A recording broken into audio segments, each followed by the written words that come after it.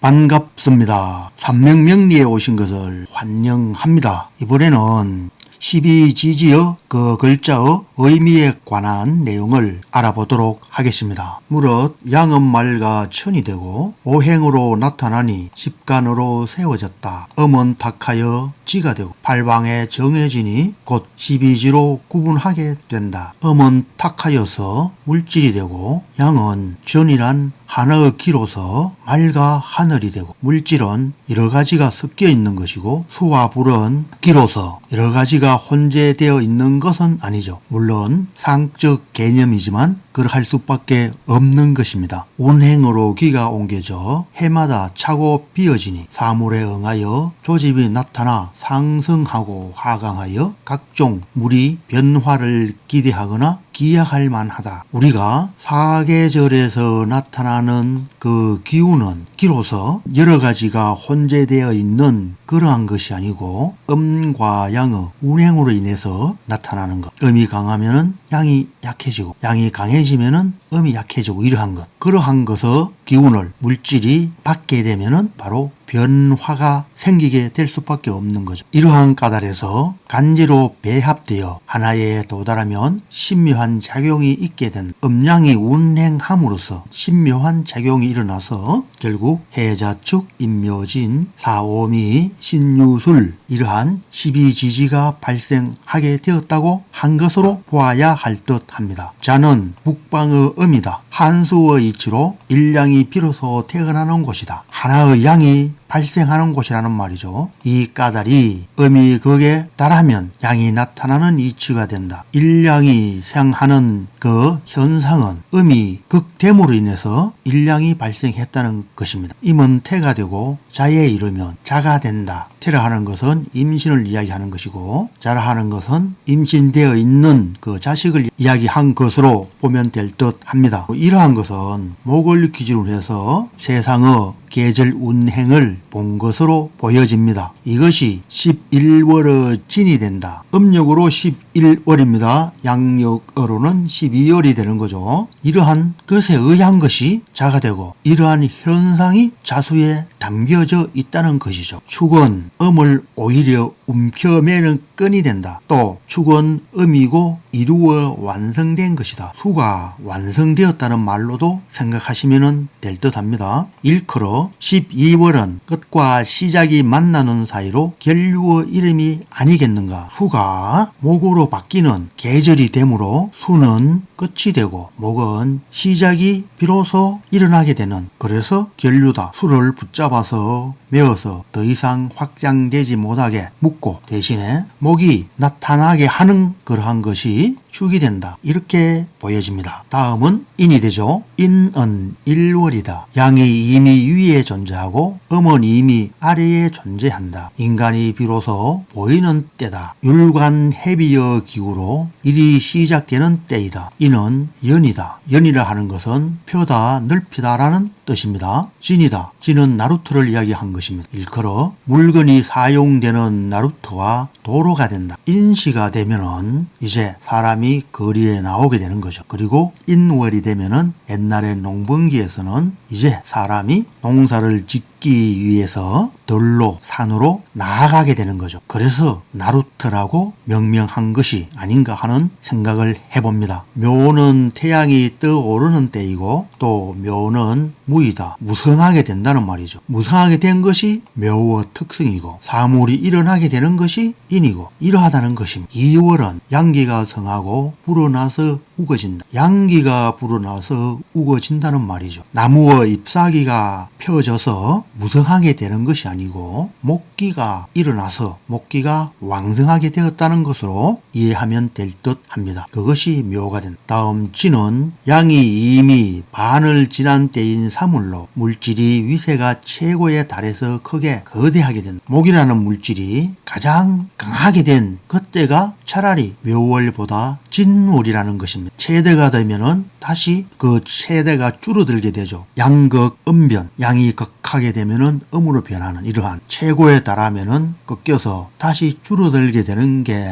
궤도의 운행이 되고 또 이러한 것이 윤회가 되는 거죠. 일컬어 진은 진이라고 할 수가 있다. 이 진자는 번개 진자죠. 우레, 천둥 진짜죠. 위세가 최고에 달해서 크게 거대하다. 위세가 최고라는 말입니다. 그 위세가 세상에서 최고인 것은 무엇입니까? 바로 우레, 천둥이 위세가 가장 강한 거죠. 양기의 위세가 가장 강한 게 진으로서 또한 그것을 우레와 천둥으로 표현하였다고 하겠습니다. 사는 4월이다. 올바른 양으로 음은 없다. 이 말은 4월의 초를 이야기한 것입니다. 사 중에는 무엇이 들어있습니까? 경금이 들어있고 병화가 들어있고 무토가 들어있죠. 이 경금, 즉 음이 발생하게 되는 것이 4월이죠. 그래서 올바른 양으로 음은 없다 하는 것은 4월 초가 되고 4월 중후반으로 가면은 음기가 발생하여서 목의 진행하는 기가 이제는 펴지게 되는 거죠. 확장성이 있게 되는 것입니다. 목의 직진성에서 확장성으로 바뀌게 되는 것이 4월의 중후반이 된다는 것입니다. 자로부터 사까지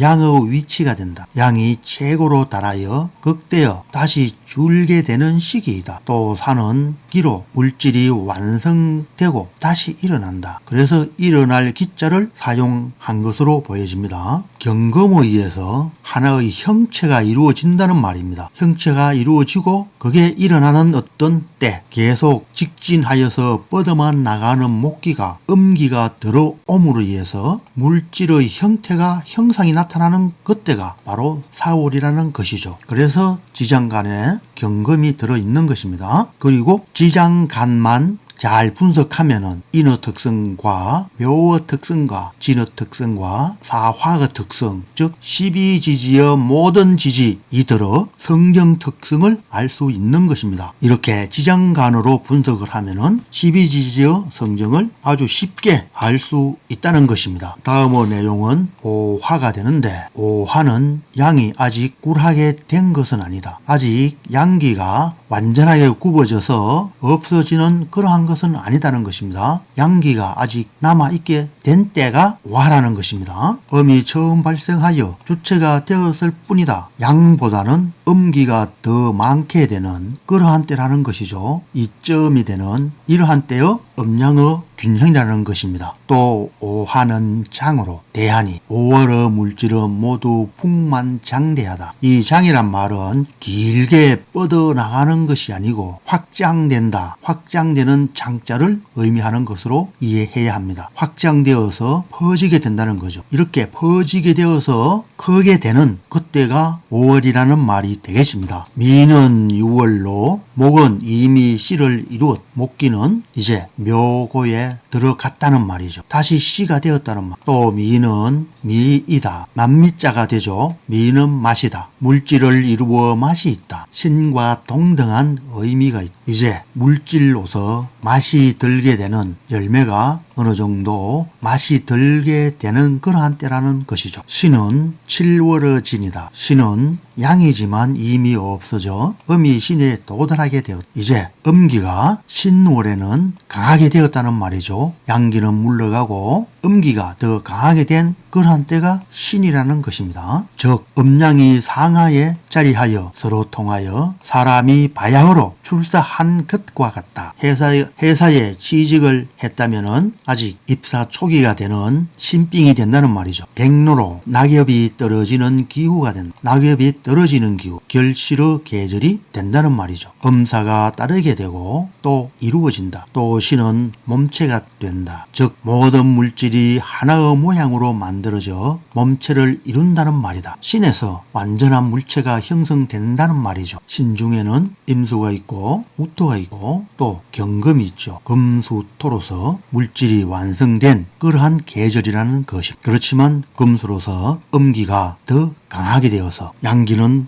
물러간 것으로 보이고 음양이 상하에 자리하여 서로 통하여 예를 들어서 과일의 안쪽은 양기가 남아서 퍼석퍼석하고 과일의 겉은 음기가 장악하여서 단단하게 되었죠. 음양이 서로 교차함으로 인해서 결실이 맺어져서 하나의 과일이 형성되는 그러한 것을 음양이 상하에 자리하여 서로 통한다고 한 것입니다. 유는 태양이 들어가는 시절이다. 이에 음양의 길이가 같은 때가 8월이다. 또 유는 추이다. 줄어들고 당겨져서 수축, 수렴하는 그러한 계절이 되는 거죠. 모든 만물이 수축하여 줄어들게 된다. 이러한 특성이 유에 또한 있다는 것이고 이러한 특성들이 바로 신의 특성이 되고 이러한 특성이 미의 특성, 이러한 특성이 오의 특성이 또한 되는 것입니다. 우리가 사주 명리에서 억부법이라는 하는 것이 있죠. 억부법에서는 이 12지지를 억부의 이론에 맞추어서 설명을 합니다. 계절에 맞추어서 지장 간의 의미와 동등하게 말하는 것이 비교적 약하고 억부에 맞추어서 설명을 합니다. 예를 들어서 미토는 건토로서 화기가 있는 건조한 토로서 금을 생할 수 없다. 이러한 억부에 맞추어서 각 12지지를 설명합니다. 그런데 필자는 억부에서 이야기하는 12지지의 특성들을 용인할 수가 없습니다. 동의하지 않습니다. 자연의 현상에 나타나는 그 특성만을 가지고서 12지지의 성정 특성을 이해하여야 하고 사용하여야 하는 것입니다. 다음은 술이 되는데 술월은 9월이 되고 이미 양은 아니다. 그래서 일을 할 수 없어 곧 술에서 잠기어 감추어지게 된다. 술은 중왕의 근의 자리가 되고 술은 그러한 연유해서 천문이 된다. 천문의 반대는 지문이 되는 거죠. 지문은 진이 됩니다. 진과 술월은 춘분과 추분에 해당하죠. 이 춘분과 추분은 무엇입니까? 지구가 23.5도에 기울여져 있는